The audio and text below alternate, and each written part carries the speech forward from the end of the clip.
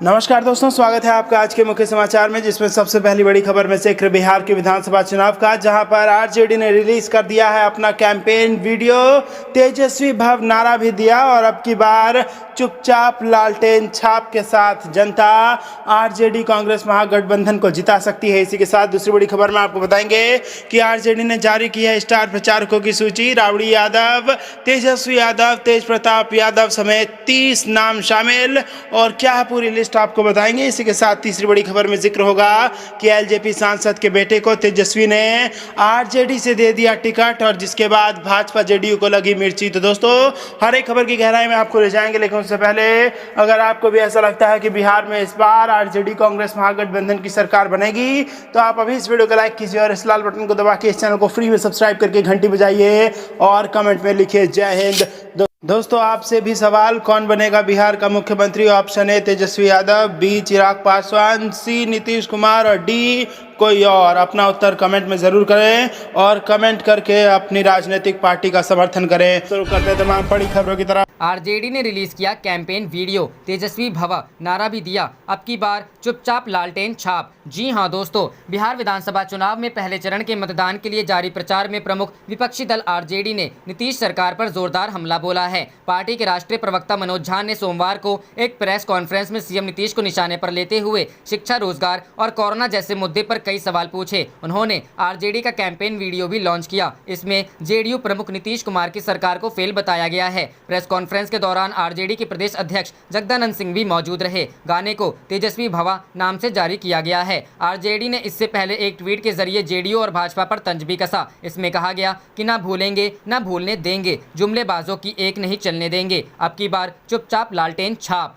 रुक करते हैं अगली खबर की तरफ। बिहार चुनाव, आरजेडी ने जारी की स्टार प्रचारकों की सूची। राबड़ी, तेजस्वी, तेज प्रताप समेत 30 नाम शामिल। यहां देखें पूरी लिस्ट। जी हां दोस्तों, बिहार विधानसभा चुनाव के लिए राजद ने अपने 30 स्टार प्रचारकों की सूची सोमवार को चुनाव आयोग को सौंप दी। सूची में लालू परिवार से राबड़ी देवी, तेजस्वी प्रसाद यादव, तेज प्रताप यादव, मीसा भारती का नाम शामिल है। वहीं पार्टी के प्रदेश अध्यक्ष जगदानंद सिंह का नाम मीसा भारती से भी नीचे है। वहीं लिस्ट में शिवानंद तिवारी, रामचंद्र पूर्वे, जयप्रकाश नारायण यादव, मनोज कुमार झा, अहमद अशफाक करीम, अमरेंद्र धारी सिंह, प्रेमचंद्र गुप्ता, डॉक्टर तनवीर हसन, वृषण पटेल, सुबोध कुमार, डॉक्टर सुनील कुमार सिंह, मोहम्मद फारूक, सुरेश पासवान, सुखदेव पासवान, राजवंशी महतो, सीताराम यादव, उर्मिला ठाकुर, कारी सोहेब, अनिल कुमार पासवान, प्रतिमा कुशवाहा, राजनीति प्रसाद, नारायण महतो, रामबली सिंह, अशोक कुमार सिंह, सलीम परवेज के नाम शामिल हैं। आरजेडी ने बुलंद किया तेजस्वी भव बिहार का नारा। राजद ने सोमवार को अपने प्रचार अभियान की विधिवत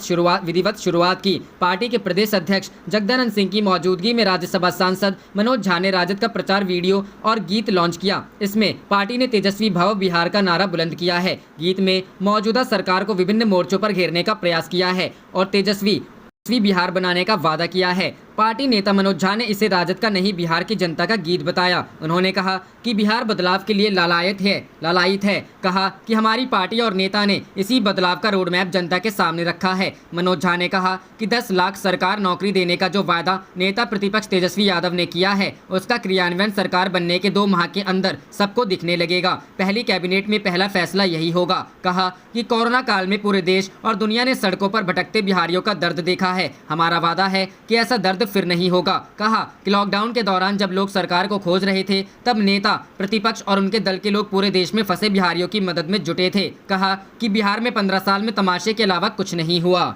रुक करते हैं अगली खबर की तरफ। एलजेपी सांसद के बेटे को तेजस्वी ने आरजेडी से दिया टिकट, इस सीट से लड़ेंगे चुनाव। जी हां दोस्तों, लोजपा सांसद चौधरी महबूब अली कैसर के बेटे चौधरी यूसुफ कैसर को राजद ने सिमरी बख्तियारपुर से उम्मीदवार बनाया गया है। तेजस्वी यादव ने यूसुफ कैसर को सिंबल दे दिया है। चौधरी यूसुफ कैसर सप्ताह भर पहले तेजस्वी के समक्ष राजद की सदस्यता ग्रहण की थी। पार्टी में शामिल होने के बाद से ही ये कयास लगा रहे थे कि राजद उन्हें उम्मीदवार बनाएगी। यूसुफ कैसर ने राजद ज्वाइन करने के बाद कहा था कि उन्होंने तेजस्वी यादव के साथ कदम मिलाकर चलने का फैसला किया है। वे युवा लोजपा के प्रदेश महासचिव भी रह चुके थे। एक तरफ चिराग पासवान बिहार फर्स्ट का नारा दे रहे हैं और यूथ को पॉलिटिक्स में मजबूत करने पर जोर दे रहे हैं। दूसरी तरफ उनके ही सांसद के बेटे ने चिराग पासवान की बजाय तेजस्वी पर भरोसा दिखाया है।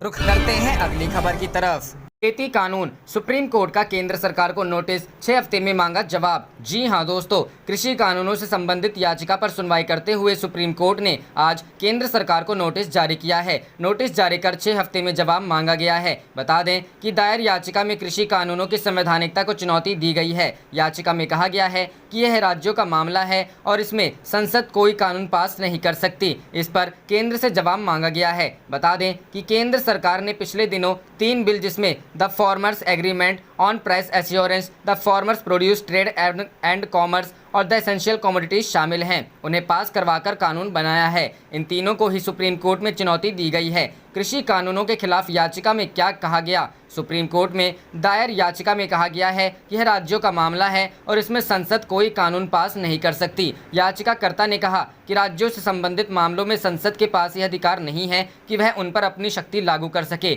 बता दें कि कृषि कानूनों के राज्यसभा में पेश होने के बाद से हंगामा जारी है। राज्यसभा में हंगामे के बीच बिल पास हो गए और फिर इन्हें राष्ट्रपति ने मंजूरी दे दी। विपक्षी पार्टियां, खासकर कांग्रेस, इनका विरोध कर रही हैं। हरियाणा और पंजाब के किसानों का एक तबका भी इसका विरोध कर रहा है, जो अब तक जारी है। दूसरी तरफ सरकार का कहना है कि किसानों को विपक्ष भ्रमित कर रहा है।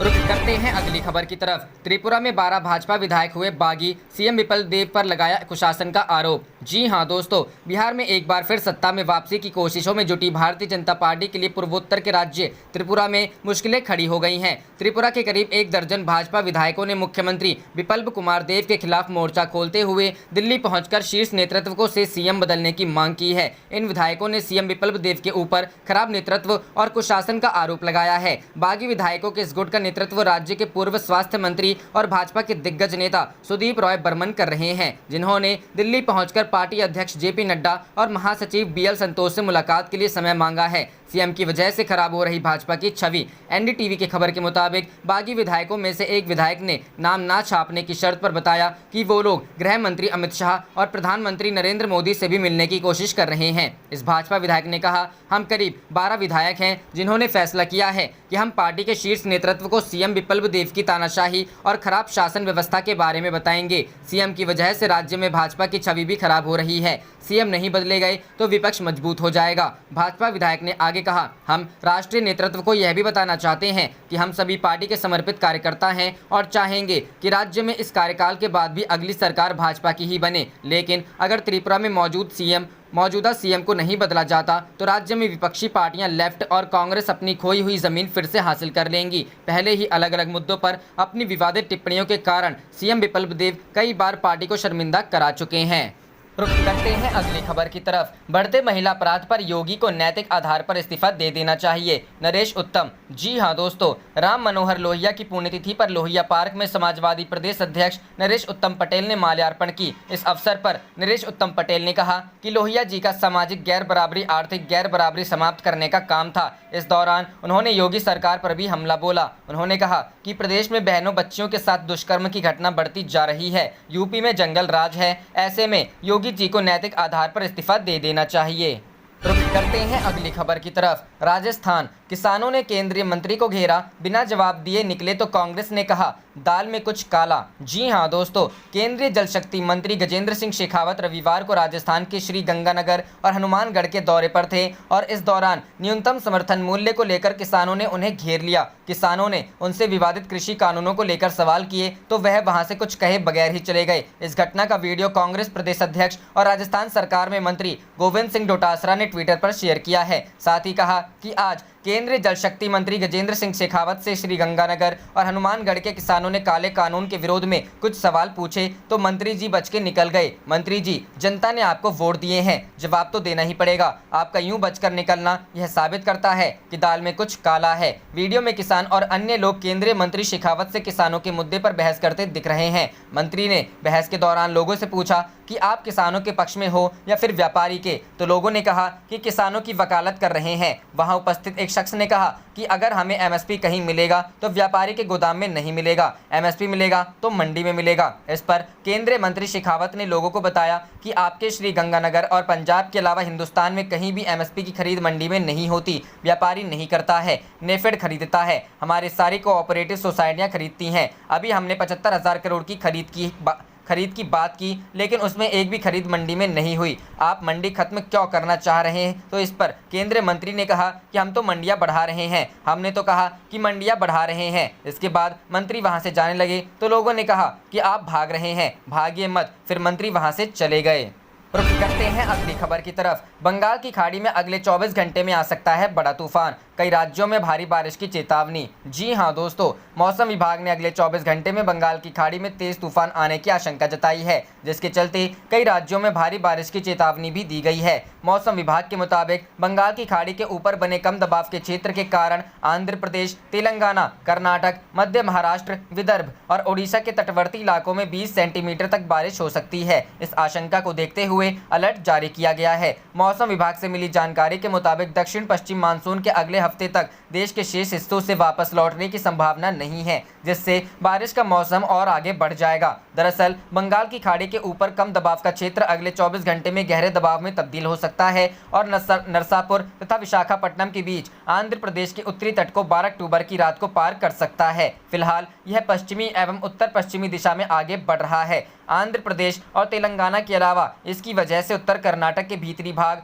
मध्य महाराष्ट्र, विदर्भ और ओडिशा में 13 अक्टूबर को बारिश हो सकती है। आईएमडी के महानिदेशक मृत्युंजय महापात्र ने कहा, वर्तमान दबाव के चलते दक्षिण पश्चिम मानसून के अगले हफ्ते तक वापसी के कम आसार हैं। अक्टूबर के पहले हफ्ते में भी कम दबाव का एक क्षेत्र बना था। मछुआरों को समुद्र में जाने से मनाही। न्यूज़ एजेंसी पीटीआई के मुताबिक मौसम विभाग ने पूर्वानुमान जताया कि ओडिशा में आने वाले कुछ दिनों भारी बारिश के साथ ही तेज हवाएं चल सकती हैं, जिसके चलते ओडिशा के तटीय इलाकों के मछुआरों को समुद्र में नहीं जाने को कहा गया है। विभाग का अनुमान है कि आने वाले दिनों में दक्षिणी ओडिशा में 45 से 55 किलोमीटर की रफ्तार से तेज हवाएं चल सकती हैं। रुक करते हैं अगली खबर की तरफ। राजस्थान, किसानों ने केंद्रीय मंत्री को घेरा, बिना जवाब दिए निकले तो कांग्रेस ने कहा दाल में कुछ काला। जी हां दोस्तों, केंद्रीय जल शक्ति मंत्री गजेंद्र सिंह शेखावत रविवार को राजस्थान के श्री गंगानगर और हनुमानगढ़ के दौरे पर थे और इस दौरान न्यूनतम समर्थन मूल्य को लेकर किसानों ने उन्हें घेर लिया। किसानों ने उनसे विवादित कृषि कानूनों को लेकर सवाल किए तो वह वहां से कुछ कहे बगैर ही चले गए। इस घटना का वीडियो कांग्रेस प्रदेश अध्यक्ष और राजस्थान सरकार में मंत्री गोविंद सिंह डोटासरा ने ट्विटर पर शेयर किया है। साथ ही कहा कि आज केंद्रीय जल शक्ति मंत्री गजेंद्र सिंह शेखावत से श्री गंगानगर और हनुमानगढ़ के किसानों ने काले कानून के विरोध में कुछ सवाल पूछे तो मंत्री जी बच के निकल गए। मंत्री जी, जनता ने आपको वोट दिए हैं, जवाब तो देना ही पड़ेगा। आपका यूं बचकर निकलना यह साबित करता है कि दाल में कुछ काला है। वीडियो में किसान और अन्य लोग केंद्रीय मंत्री शेखावत से किसानों के मुद्दे पर बहस करते दिख रहे हैं। मंत्री ने बहस के दौरान लोगों से पूछा कि आप किसानों के पक्ष में हो या फिर व्यापारी के, तो लोगों ने कहा कि किसानों की वकालत कर रहे हैं। वहां उपस्थित एक शख्स ने कहा कि अगर हमें एमएसपी कहीं मिलेगा तो व्यापारी के गोदाम में नहीं मिलेगा, एमएसपी मिलेगा तो मंडी में मिलेगा। इस पर केंद्रीय मंत्री शेखावत ने लोगों को बताया कि आपके श्री गंगानगर और पंजाब के अलावा हिंदुस्तान में कहीं भी एमएसपी की खरीद मंडी में नहीं होती, व्यापारी नहीं करता है, नेफेड खरीदता है, हमारी सारी कोऑपरेटिव सोसाइटियां खरीदती हैं। अभी हमने 75,000 करोड़ खरीद की बात की, लेकिन उसमें एक भी खरीद मंडी में नहीं हुई। आप मंडी खत्म क्यों करना चाह रहे हैं? तो इस पर केंद्रीय मंत्री ने कहा कि हम तो मंडियां बढ़ा रहे हैं, हमने तो कहा कि मंडियां बढ़ा रहे हैं। इसके बाद मंत्री वहां से जाने लगे तो लोगों ने कहा कि आप भाग रहे हैं, भागिए मत। फिर मंत्री वहां से चले गए। जाने से पहले आप इस वीडियो को लाइक कीजिए और इस लाल बटन को दबा के इस चैनल को फ्री में सब्सक्राइब करके घंटी बजा लीजिए। आप देख रहे थे आपका अपना चैनल धड़ाधड़ न्यूज़। जय हिंद, जय भारत।